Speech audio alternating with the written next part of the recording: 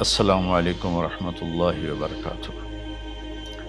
کچھ دنوں سے میں قرآن سے اللہ کی پسندیدہ ہستیاں کون ہیں، کہ اللہ کس کو پسند کرتا ہے، ولی دوست کو کہتے ہیں۔ تو اللہ کا دوست کون ہے؟ وہ یہ کوئی وراثتی چیز نہیں ہے کہ ایک بڑے اولیاء اللہ تھے تو اب ان کا بیٹا بھی انہی جیسا ہوگا۔ ہمارے یہاں وراثت چلتی ہے کہ بڑے بزرگ کا بیٹا بھی بزرگ بن جاتا ہے، چاہے وہ کلین شیو ہو، وہ لوگ اس کے پاؤں چوم رہے ہوتے ہیں، جہالت ہے۔ تو آج میں تھوڑا سا سورہ بنی اسرائیل ہے، اس میں بھی سارے اخلاق بیان ہوئے۔ میرے بھائی بہنوں، ایمان لانے کے بعد انسان بنتا ہے، اور اس کے بعد اس کی قیمت، اس کا بڑا پن، اس کی وجاہت، اس کی شرافت وہ پیسوں سے نہیں ہوتی۔ پیسوں سے انسان مالدار تو ہو جاتا ہے، بڑا نہیں بنتا، بڑا نہیں بنتا۔ ہمارا علم غلط ہو گیا۔ بڑا بڑا بندہ جے بول دیا 3 ملین 200 مربع، یہ نواب فلانا ہے، نواب فلانا ہے۔ میرے بھائیو، یہ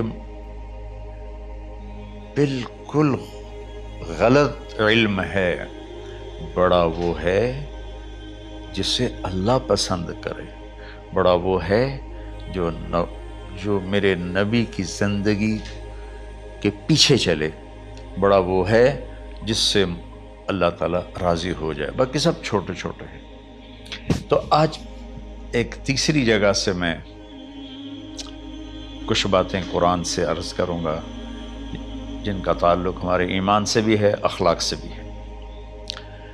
وہ ہے بسم اللہ الرحمن الرحیم۔ وَقَضَىٰ رَبُّكَ أَلَّا تَعْبُدُوا إِلَّا إِيَّاهُ بِالْوَالِدَيْنِ إِحْسَانًا إِمَّا يَبْلُغَنَّ عِندَكَ الْكِبَرَ أَحَدُهُمَا أَوْ كِلَاهُمَا فَلَا تَقُل لَّهُمَا أُفٍّ وَلَا تَنْهَرْهُمَا وَقُل لَّهُمَا قَوْلًا كَرِيمًا وَاخْفِضْ لَهُمَا جَنَاحَ الذُّلِّ مِنَ الرَّحْمَةِ وَقُل رَّبِّ ارْحَمْهُمَا كَمَا رَبَّيَانِي صَغِيرًا۔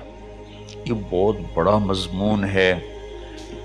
اللہ نے قرآن بھر دیا والدین کے خدمت کے لیے، والدین کی اطاعت کے لیے، والدین کی ماننے کے لیے۔ پہلا جملہ ہے اور تیرے رب نے فیصلہ کیا، ایک مطلب۔ دوسرا، اور تیرے رب نے حکم کیا کہ بندگی صرف اللہ کی ہے، بندگی صرف اللہ کی ہے۔ عبد اسے کہتے ہیں جو ہر بات پہ سر جھکا دے، عبد اسے کہتے ہیں جو ہر بات پہ بچھ جائے، اس کو عبد کہتے ہیں۔ تو اللہ کہہ رہا ہے میرے بندو، میرا ایک فیصلہ ہے اور میرا ایک حکم ہے، میرے سوا نہ تمہارا ہاتھ کسی کے آگے پھیلے، نہ تمہاری گردن کسی کے آگے جھکے۔ ایک دوسرے سے مدد لینا، اس کو ایک دوسرے کی تعاونوں میں آ جاتا۔ تعاونوا علی البر والتقوی، ایک دوسرے کا ساتھ دو، ایک دوسرے کی مدد کرو۔ میرے نبی قرضہ اٹھاتے تھے۔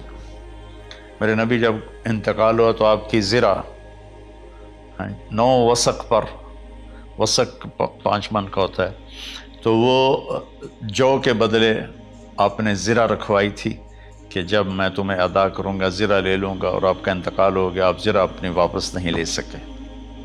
وہ چیزیں جن کا تعلق صرف اللہ کی ذات سے ہے اور کوئی نہیں کر سکتا، اس میں صرف اللہ کے آگے ہاتھ پھیلا۔ جیسے ہم کہتے ہیں مدد، نصرت، اللہ کہتا میں ہوں۔ الا ان نصر اللہ قریب، سنو میری مدد تمہارے قریب ہے۔ تو اللہ تعبدوا الا ایاہ، بس ایک چھوٹا سا جملہ اللہ نے یہاں کیا، چونکہ یہاں اللہ نے والدین اور اخلاق بتانے تھے تو اپنے لیے صرف ایک جملہ بولا، باقی باتیں بھی اللہ کے لیے ہیں۔ لیکن اللہ نے میری بندگی، اس بندگی سے مراد 5 وقت کی نماز نہیں ہے، حج، روزہ، زکوٰۃ نہیں ہے اس کی مراد، یہ ساری باتیں داخل ہیں، اور اس کے ساتھ 24 گھنٹے کی زندگی اللہ کی مرضی پر گزارو، نفع آئے تو شکر ادا کرو، نقصان ہو تو صبر کرو، برداشت کرو، پھر بھی شکر ادا کرو کہ میرا رب یہ کہہ رہا ہے کہ میں نے صرف اللہ سے تعلق جوڑنا ہے۔ اللہ کے نبی نے اپنے چچا زاد بھائی عبداللہ بن عباس سے فرمایا کہ یا غلام، اے نوجوان، اسی کا بکلمات فاحفظہ، میں تمہیں چند باتوں کی وصیت کرتا ہوں۔ کیا؟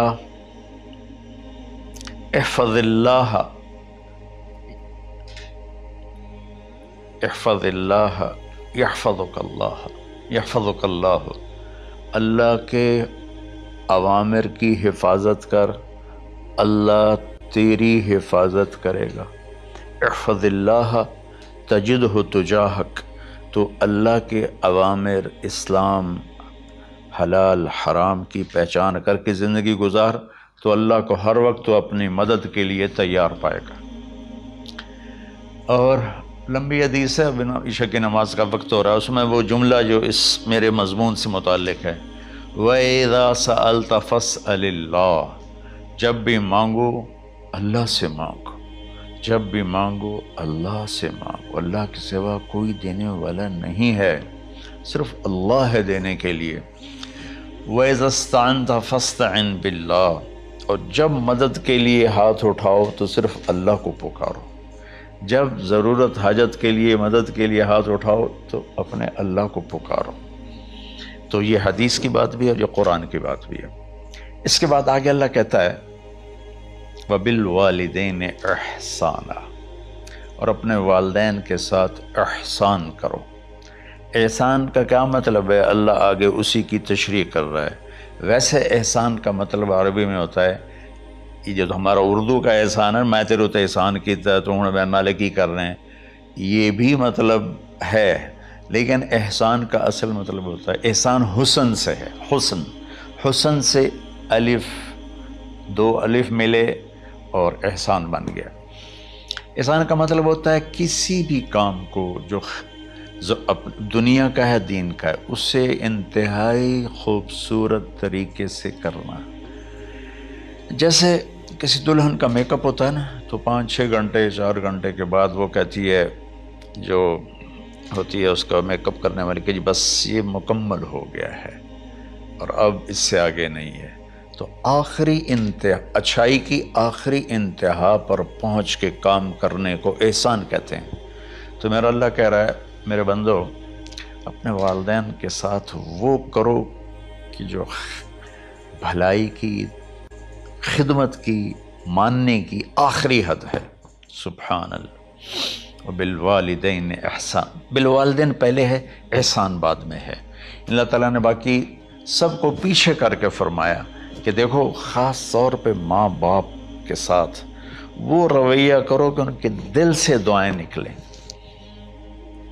چند دن پہلے ایک والد یوں ہاتھ اٹھا کے کہہ رہا تھا اپنے بیٹے، اکلوتا بیٹا، میں منگنا اللہ کو لو، اللہ تینوں چاہ لگے۔ باپ بیٹے کے لیے یہ دعا مانگ رہا تھا اور بیٹا اکیلا ہے، یہ بد دعا باپ کر رہا تھا۔ تو بھائیو، ایسی اولاد نہ بنو جس ماں نے پیٹ میں 9 مہینے اٹھایا، پھر جننے کی تکلیف برداشت کی۔ ایک شخص آیا حضرت عبید بن عمیر کے پاس کہ حضرت میں نے ماں کو اپنے کندھے پہ بٹھا کے پیدل حج کرایا ہے، مینا لے گیا، عرفات لے گیا، مزدلفہ، پھر مینا، پھر مکہ، تو کیا میں نے ماں کا حق ادا کر دیا؟ میں نے فرمایا ولا تلقۃ واحدہ، بیٹا ابھی ایک تلقہ کا حق بھی ادا نہیں ہو۔ تلقہ کسے کہتے ہیں؟ جب بچہ پیدا ہونے کا وقت آتا ہے تو ماں کو دردوں کی لہریں اٹھتی ہیں، وہ اتنی خوفناک ہوتی ہیں کہ ماں چیخ چیخ کے رہ جاتی ہے، اور بعض اوقات ڈیلیوری لیٹ ہو جاتی ہے تو وہ تڑپتی ہے، روتی ہے۔ وہ جو لہریں ہیں نا، پیٹ میں آتی ہیں جاتی ہیں، آتی ہیں جاتی ہیں، ایک لہر جو درد کی اٹھتی ہے اس کو کہتے ہیں تلقہ۔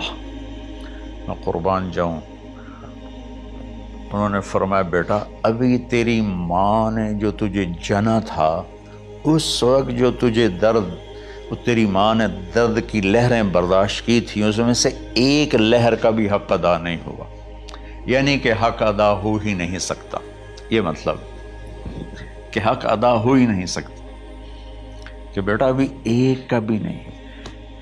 پھر حضرت عبداللہ بن عمر سے ایک شخص نے پوچھا کہ اچھا یہ جو آدمی تھا یہ خراسان، یہ ایران میں ہے اور افغانستان میں، یہاں سے ماں کو پیدل کندھے پہ بٹھا کے مکے پہنچا تھا، اندازہ لگا اس نے کتنی مشقت اٹھائی۔ اور عبید اللہ بن عمیر کہتے ہیں بیٹا ابھی ایک لہر کا حق ادا نہیں ہوا۔ یہی سوال حضرت عبداللہ بن عمر سے کیا ایک شخص نے کہ حضرت میں نے اپنی ماں کو حج کرایا ہے، سارا میں نے پیدل کرایا ہے اور کندھے پہ اٹھا کے کرایا ہے، تو کیا میں نے ماں کا حق ادا کر دیا؟ وَلَا زَفْرَةً وَاحِدًا وَلَا زَفْرَةً وَاحِدًا۔ کہ بیٹا تیری ماں نے تجھے پالتے ہوئے جو تھک تھک کے لمبے لمبے سانس لیے، ہوکے بھرے، ابھی ایک ہوکے کا حق بھی ادا نہیں ہوا، یعنی حق ادا ہو ہی نہیں سکتا۔ تو احسان کے آگے تشریح آ رہی ہے۔ تو آج میں صرف اتنی بات کروں گا کہ میرے بھائیوں، میری بہنوں، میرے بچوں، میری بچیوں، اللہ کے واسطے ماں باپ کو دکھ نہ دینا ورنہ اللہ بھی ناراض ہو جائے گا۔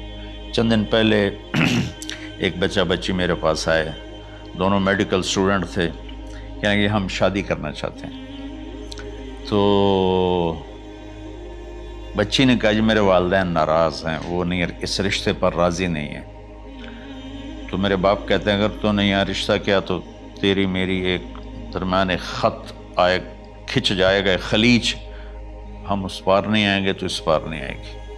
میں نے کہا بیٹی جس ماں نے تجھے 9 مہینے پیٹ میں پالا، 2 سال تجھے دودھ پلایا، تیری پوٹیاں پیشاب صاف کیا، تجھے پیمپر باندھے، تجھے اٹھ کے راتوں کو اپنی چھاتی سے دودھ پلایا، کیا اب اس کا اتنا بھی حق نہیں کہ تم اس کی رائے کا احترام کرو؟ اتنا بھی حق نہیں ہے؟ تو میں نے کہا بیٹا میری کوئی رائے نہیں ہے، تو اگر تیرے ماں باپ راضی ہیں تو بسم اللہ ضرور کر، اگر راضی نہیں ہے تو دیکھو موت تک تجھے ماں باپ کی دعا نہیں ملے گی، اور ماں باپ کی دعا نہ ملی تو کچھ بھی نہیں ملے گا۔ تو بھائیو دوستو، خاص طور پر آج کے کالج کے نوجوان بچے بچیاں یہ ماں باپ کے ساتھ بہت بدتمیزی کرتے ہیں، چونکہ اس میں والدین کا پہلا قصور ہے کہ انہوں نے ان کو دین نہیں سکھایا۔ بچپن میں انگلش میڈیم سکول، پھر او لیول، پھر اے لیول، تو انہیں کیا پتہ ماں کون ہے باپ کون ہے۔ ایک پرانی بات ہے، ایک شخص اپنے بیٹے کو لے کر آیا کہ یہ میرا بچہ ہے اور یہ فلاں جگہ شادی کرنا چاہتا ہے اور ہم میں سے کسی کی رائے نہیں ہے اور یہ مانتا نہیں ہے، اور اس کے ساتھ اس نے دھاڑے مار کے رونا شروع کیا۔ تو میں نے بچے کو دیکھا تو یوں کر کے بیٹھا تھا، اس کا باپ رو رہا ہے، ہچکیوں تو ایسے بیٹھا ہو۔ تو مجھے اچانک خیال آیا، میں نے کہا شیخ صاحب اس کو کہاں پڑھایا تھا؟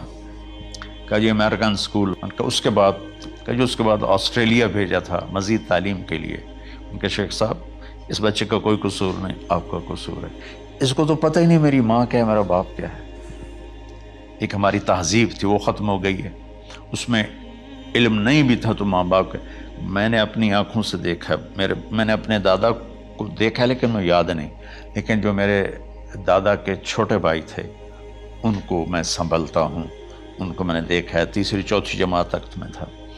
61 میں ان کا انتقال ہوا، میری 9 سال عمر تھی، تو 8 سال۔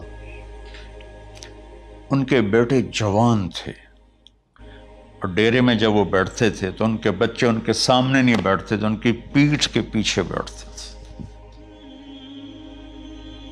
اتنا ادب، حالانکہ چاروں کے چاروں دین نہیں جانتے تھے، تہذیب تھی، ثقافت تھی، جو آج کی تہذیب نے ہم سے سب کچھ چھین لیا۔ اب بھی آپ جاؤ بیٹا تھر پار کر میں گیا ہوں 2-3 دفعہ، اور وہاں مسلمان نہیں ہندو عورتیں جب گاڑی گزرتی ہے تو گھونگھٹ کو نیچے کر لیتی ہیں، اپنا چہرے کو فوراً چھپا لیتی ہیں۔ تو خیر بہرحال میں نے کہا شیخ صاحب اس بچے کا قصور نہیں، آپ کا قصور ہے، تو میرے بچوں اپنے ماں باپ کو خوش کرو، راضی کرو، ان کا راضی ہونا اللہ کی رضا ہے۔ میں اس کی تفصیل انشاءاللہ آگے بتاؤں گا، آج میں صرف اتنا ہی میں نے تمہید باندھی ہے کہ ماں باپ کا کیا مقام ہے، ان کی کیا عزت ہے۔ ایک شخص آیا، یا رسول اللہ میرا باپ میرے پوچھے بغیر میرا مال خرچ کر لیتا ہے۔ آپ نے کہا بلاؤ، چونکہ بچے کا ذاتی مال اگر ہو تو شرع کے لحاظ سے باپ پوچھ کے استعمال کرے، بغیر پوچھے استعمال نہ کرے۔ جب اسے پتہ چلا کہ میرے بیٹے نے شکایت کی ہے، تو عرب کی شاعری تو مشہور تھی، انہیں دل میں کچھ اشعار پڑھے۔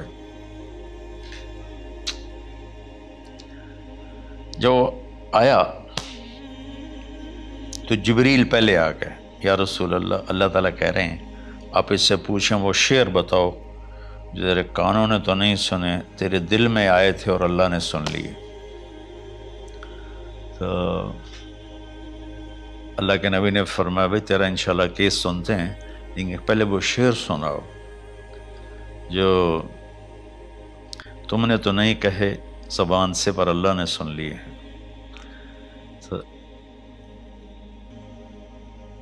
پھر اس نے وہ اشعار پڑھے، اور اس کے آگے کیا ہوا یہ میں انشاءاللہ اگلے کلپ میں بتاؤں گا کہ باپ کا کیا مقام ہے، ماں کا کیا مقام ہے۔ السلام علیکم ورحمۃ اللہ۔